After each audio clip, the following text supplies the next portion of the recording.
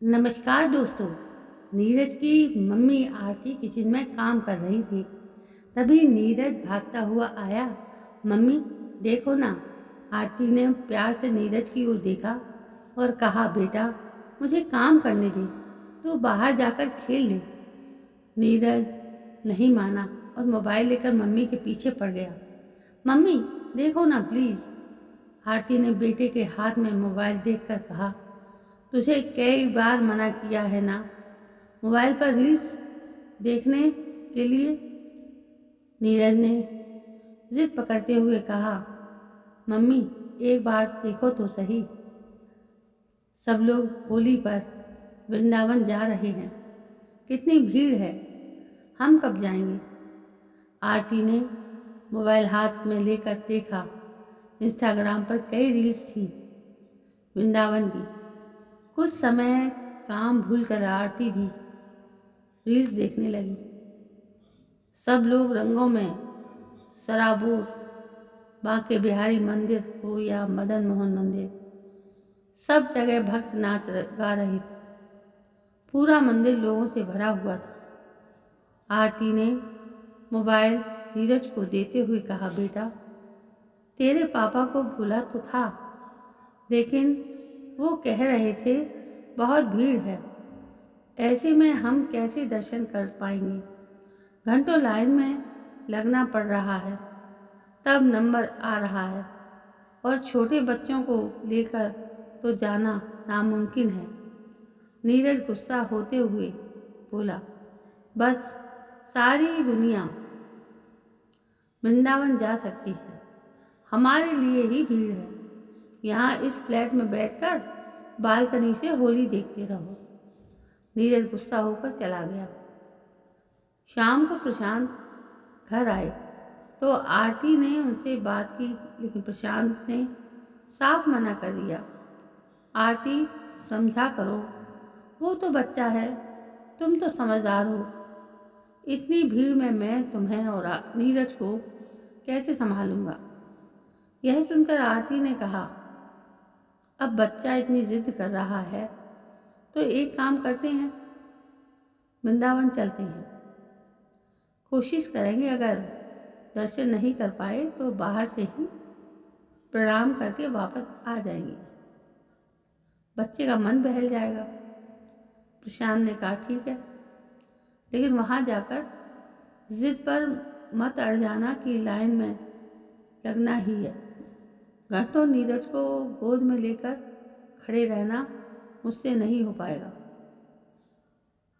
होली से 2 दिन पहले प्रशांत, नीरज और आरती को लेकर वृंदावन के लिए निकल पड़ती हैं। तभी आरती कहती है, अपनी गाड़ी से नहीं जाएंगे, पता नहीं वहाँ पार्किंग की जगह मिले भी कि नहीं, और फिर गाड़ी में पूरा रंग लग जाएगा। प्रशांत जी को बात समझ आ जाती है। तीनों मथुरा के लिए रोडवेज की बस पकड़ लेते हैं। मथुरा से वृंदावन जाने के लिए ऑटो लेकर वृंदावन पहुंच जाते हैं, लेकिन वहां पहुंचकर जब भीड़ देखते हैं तो उनके भी हाथ पांव फूल जाते हैं। इतनी भीड़ से बांके बिहारी मंदिर पहुंचना तो दूर, उसके आसपास की गलियों में पहुंचना भी नामुमकिन हो रहा है। सैकड़ों लोगों की भीड़ से गलियां पटी पड़ी हैं। इस भीड़ को देखकर आरती ने कहा, अब क्या होगा, यहाँ तो मंदिर तक पहुँचना मुश्किल है। प्रशांत जी ने कहा, मैंने तो पहले ही कहा था, होली पर जाने का कोई फायदा नहीं है। नीरज ने प्यार से पापा से कहा, पापा आप लाइन में तो चलो, कान्हा जी अंदर से बुला ही लेंगे। नीरज की बात सुनकर प्रशांत ने कहा, बेटा मैं लाइन में नहीं लग सकता। इतनी भीड़ में बहुत देर तक इंतजार करने के बाद तीनों वापस जाने की सोच रहे थे। वे थक हार कर एक मकान के बाहर बने चबूतरे पर बैठ गए। नीरज आगे जाने की जिद कर रहा था। आरती और प्रशांत उसे समझा रहे थे। तभी उनके पास एक छोटा सा बच्चा आता है। बच्चा प्रशांत से कहता है, आपको बांके बिहारी के दर्शन करने हैं। यह सुनकर आरती ने पूछा, बेटा, क्या तुम यहाँ किसी को जानते हो जो हमें दर्शन करा दे? यह सुनकर बच्चा मुस्कुराते हुए कहता है, मेरे साथ आ जाओ, मैं दर्शन करा दूंगा। लेकिन उसकी बात सुनकर प्रशांत कहते हैं, ऐसे कैसे किसी के भी साथ चल दें? तुम्हें पता है, ऐसे ही लूटपाट हो जाती है। यह सुनकर आरती कहती हैं, चलो ना, चलते हैं, इतनी भीड़ में कौन लूट लेगा, देखकर तो आते हैं। नीरज भी जाने की जिद करने लगा। उनकी बातें सुनकर प्रशांत तैयार हो जाते हैं और चल देते हैं। तभी वो बच्चा उनसे कहता है, कान्हा जी के लिए रंग लाए हो? नहीं तो सामने से ले लो। यह सुनकर उन्हें ध्यान आया कि यहाँ आ तो गए, लेकिन गुलाल तो लिया ही नहीं। प्रशांत ने चुपचाप आरती से कहा, देखो, मैंने कहा था ना, जरूर इसका कमीशन होगा इस दुकान पर। गुलाल खरीदने को कह रहा है। अभी आगे देखो कितने पैसे खर्च करवाएगा। आरती ने आंखें दिखाते हुए गुलाल खरीदने के लिए इशारा किया। प्रशांत बिना कुछ बोले गुलाल खरीदने चले गए। कुछ देर बाद वे तीनों बच्चे के पीछे पीछे चलने लगे। बच्चा गलियों से बाहर निकलकर यमुना जी के पास एक पेड़ के नीचे ले गया। वहां जाकर वो उन्हें पेड़ के पीछे की तरफ ले गया। यह देखकर प्रशांत ने कहा, देखो, यहाँ आसपास कोई भी नहीं है। मैंने कहा था, पर तुम नहीं मानी। अब जरा सावधान रहना। बच्चों पेड़ के पीछे ले जाकर बोला, लो, खेल लो होली बांके बिहारी जी से। आरती और प्रशांत देखकर दंग रह गए।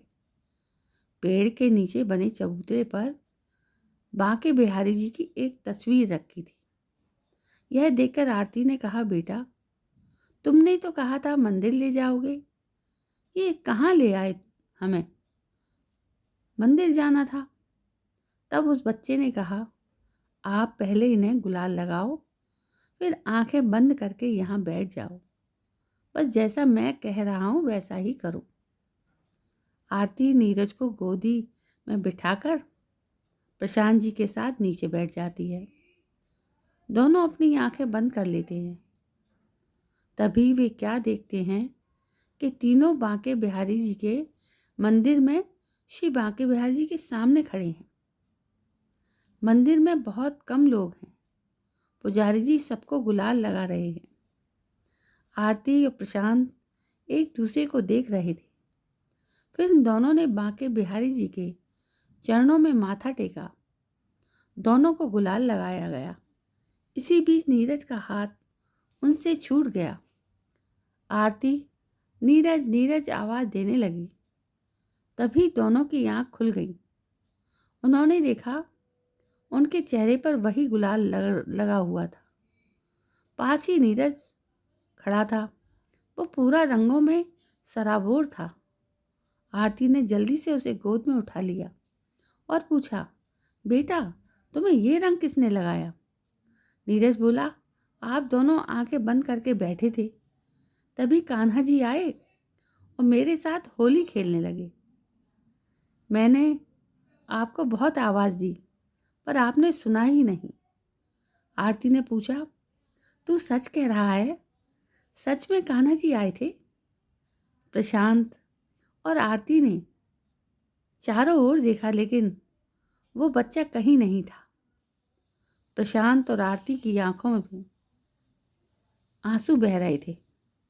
प्रशांत ने बोला, कान्हा जी मंदिर छोड़कर खुद हमारे साथ होली खेलने आ गए। आरती और प्रशांत ने उस तस्वीर के सामने माथा टेका। बहुत देर तक तीनों वहीं बैठकर उस बच्चे का इंतजार करते रहे। फिर वे उस तस्वीर को लेकर अपने घर आ गए। दोस्तों, ये थी मन के भावों की तस्वीर। उस बाल मन ने उन कान्हा जी के साथ होली खेली, लेकिन बड़ों ने नहीं देखा उन्हें। तो दोस्तों, बताइए आपको ये कहानी कैसी लगी। यदि कहानी पसंद आई हो तो प्लीज़ मेरे इस चैनल को सब्सक्राइब करना ना भूलें और कृपया कमेंट ज़रूर करें और इस कहानी को शेयर ज़रूर करें। कल मैं फिर हाजिर होती हूँ आपके सामने एक नई कहानी को लेकर। तब तक के लिए जय हिंद, वंदे मातरम।